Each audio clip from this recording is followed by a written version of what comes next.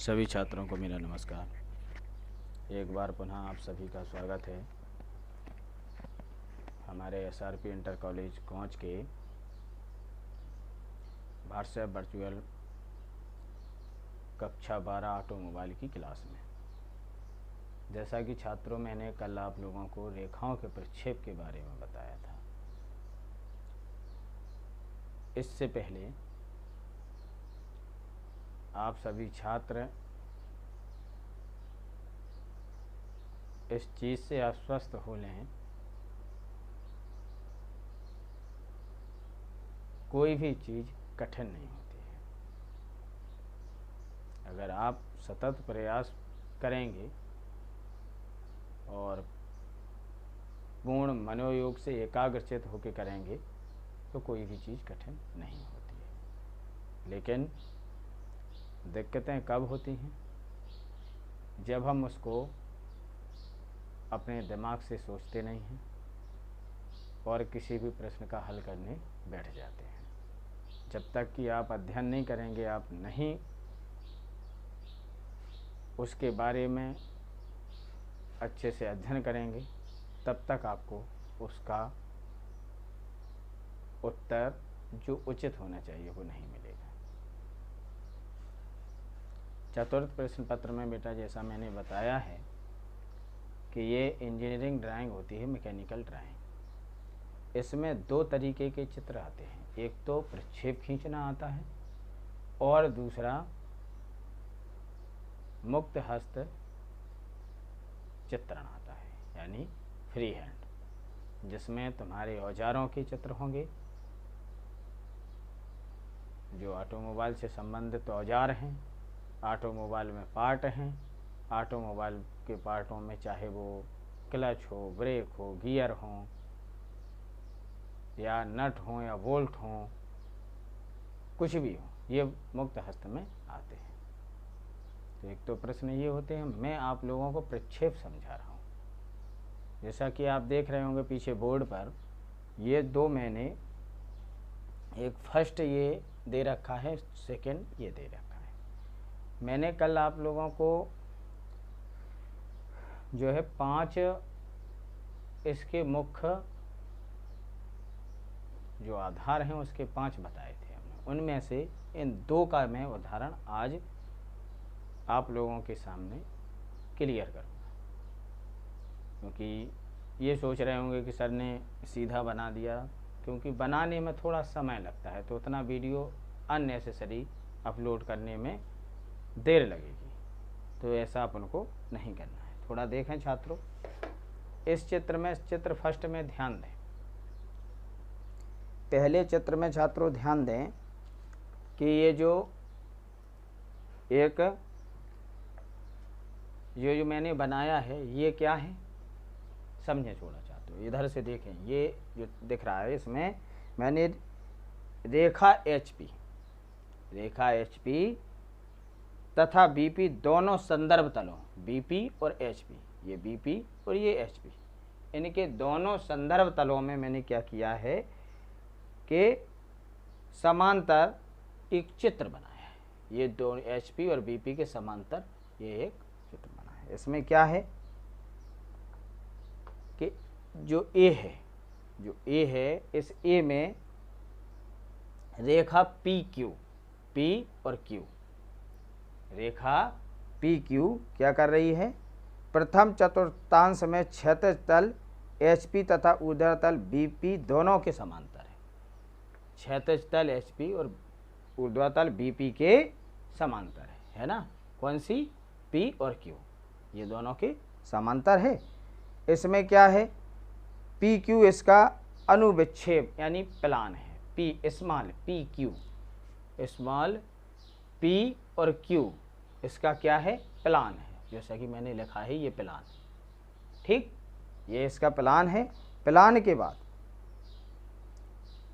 बाद अब हम आगे स्टेप जो चलेंगे कि यह HP में बनेगा तथा रेखा PQ का, ये HP में बन रहा है प्लान, और रेखा PQ, जो PQ है, कौन सी PQ? कैपिटल PQ अथवा सम्मुख दृश्य P1 और Q1, P1 और Q1 इसके सम्मुख यानी एलिवेशन, सामने जो एलिवेशन बनेगा वो P1 और PQ बनेगा। ठीक है, PQ है, BP में बनेगा, ये BP में बन रहा है। ठीक है, ये BP में बन रहा है। रेखा के XY रेखा, जो रेखा के प्रक्षेप हैं XY रेखा के समांतर होंगे। जो XY रेखा है ये प्रक्षेप दोनों समांतर है। ठीक है, इसमें थोड़ा समय लगा बेटा, इस वजह से सीधा मैंने चित्र बना दिया, क्योंकि हम अगर उसको वीडियो ऑन करके इनको बनाए तो थोड़ा समय लगेगा, क्योंकि प्रक्षेप, क्योंकि यहाँ पे स्केल तो प्रयोग कर नहीं सकते हैं बोर्ड पे, तो हाथ से ही बनाने में थोड़ा समय लगता है, तो इसलिए वीडियो को सीधा मैंने चित्र से शुरू किया है। तो मैं क्या बोल रहा था कि BP में क्या बनेगा, P1 और PQ, ये एलिवेशन होगा। एलिवेशन मतलब इसका सम्मुख दृश्य। ठीक है, सम्मुख दृश्य बनेगा। अब हम क्या करेंगे, रेखा XY के समांतर होंगे तथा रेखा PQ की लंबाई के बराबर होंगे। ये PQ की लंबाई के ये बराबर हैं बराबर, PQ की लंबाई के बराबर होंगे। HP को, जो HP है उसको तीर की दिशा में दक्षिणावर्त यानी क्लॉकवाइज घुमा पर BP के समांतर, क्लॉकवाइज इसको घुमाएंगे तो BP के समांतर, BP के समतल में लाने पर रेखा PQ के प्रक्षेप जो दिया गया है ये जो प्रक्षेप V है, V के अनुसार XY रेखा के ऊपर उत्सेद तथा XY रेखा के नीचे अनुविक्षेप, XY रेखा के जो अनुविक्षेप रहेगा वो कैसा रहेगा, वास्तविक लंबाई के बराबर XY रेखा के समांतर होगा। ये तुम्हारा फर्स्ट बुक, इसको थोड़ा ध्यान से बार बार सुनना, समझ में आ जाएगा। इसके बाद ये एलिवेशन, ये प्लान। ठीक, यानी ये एलिवेशन में तुम्हारा सम्मुख दृश्य और प्लान फ्रंट, ये हो गया। अब ये फर्स्ट समझ में आया। इसके बाद सेकंड में देखें छात्रों कि इसमें हमने क्या किया है कि एक उदाहरण, मैंने कल आप लोगों को PDF भेजी थी इसी से संबंधित, तो उसी का ये आगे मैं पढ़ा रहा हूँ और आज मैं पुनः भेज दूँगा PDF को, इसी का PDF मैंने जैसा बताया। इस चित्र में ध्यान दें, सेकंड में ध्यान दें छात्रों। रेखा एक संदर्भ तल HP या BP के समांतर तथा दूसरे के लंबवत यानी line parallel to on plan and particular to the other, यानी एक दूसरे के, इसमें लिखा है कि एक समांतर दूसरे के लंबवत है। तो इसमें चित्र में क्या है, चित्र में देखें ध्यान से, चित्र A को, ये जो A है इसको ध्यान से देखें बेटा। इसमें क्या दिया गया है चित्र A में, थोड़ा इसका डेफिनेशन करने के लिए थोड़ा मैं हिंट ले रहा हूँ। इसमें A में दिया गया है, क्या दिया गया है A में कि रेखाएं EF तथा GH प्रथम चतुर्थांश है, EF और GH है ना, G और H ये कैसा है, ये प्रथम चतुर्थांश में स्थित है। रेखा EF क्षैतिज तल BP के लंबवत होने के कारण इसकी ऊपरी दृश्य एक दूसरे के रूप में होगा। कौन सा रेखा देखें, EF, E और F ये कैसे होंगे, एक दूसरे के, EF जो है दृश्य टॉप व्यू एक बिंदु में होगा, टॉप व्यू, और EF BP के समांतर होगा। BP ये है, EF जो है E और F BP के समांतर है ना, ये समांतर BP के समांतर होगा। सम्मुख दृश्य इसका EF रेखा की वास्तविक लंबाई TL, ये जो TL है इसकी जो टॉप लाइन, ये TL इसकी लंबाई जो है वो कैसी होगी, TL के बराबर होगा HP के घूमने के बाद।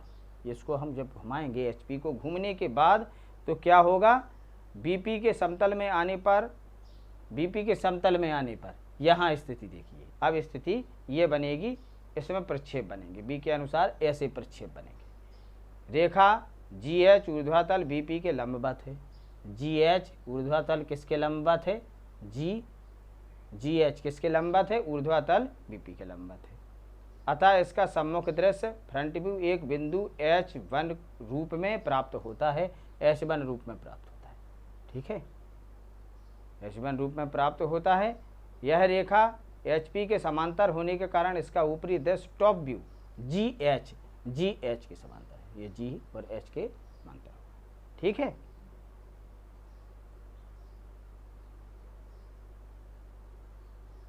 टॉप व्यू जो होगा GH की वास्तविक लंबाई TL के बराबर होगा। HP के दक्षिणावर्त, HP के जो दक्षिणावर्त होंगे, अपन लोग जो HP के दक्षिणावर्त होंगे वो क्या होगा कि घूमने पर प्रक्षेप जो B दिया गया है, घूमने पर प्रक्षेप B के अनुसार बिंदु के रूप में प्रक्षेप रेखा का अनुरेख यानी ट्रांस भी होती है, अनुरेख भी होती है।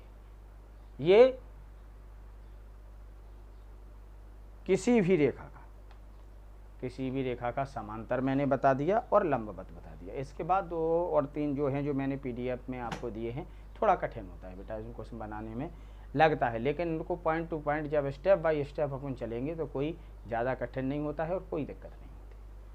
तो हमारा सभी छात्रों से अनुरोध है और कि आप लोग इस वीडियो को बहुत ही, मैं बड़ा वीडियो नहीं बनाया है, मैंने इसको बोल के बनाया है, इस चित्र को समझेंगे और मैंने जो PDF भेजी उनको समझने का प्रयास करेंगे। और अगर कोई दिक्कत आती है तो मुझे कॉल करें या मुझसे चैट करें, चाहे व्हाट्सएप पे, चाहे मेरे मेल पे, चाहे मेरे चैनल पे, जिस पे भी आप चैट करेंगे तो मैं उसका आपको सकारात्मक जवाब और आपको किसी भी समस्या का समाधान हम पूर्ण रूप से करेंगे। इसी के साथ मैं आज की क्लास को विराम देता हूँ। सभी छात्र इसको समझने का प्रयास करेंगे और इसको बहुत ही गंभीरता से और बहुत ही एकाग्रचित होके समझेंगे, तभी ये समझ में आएगा।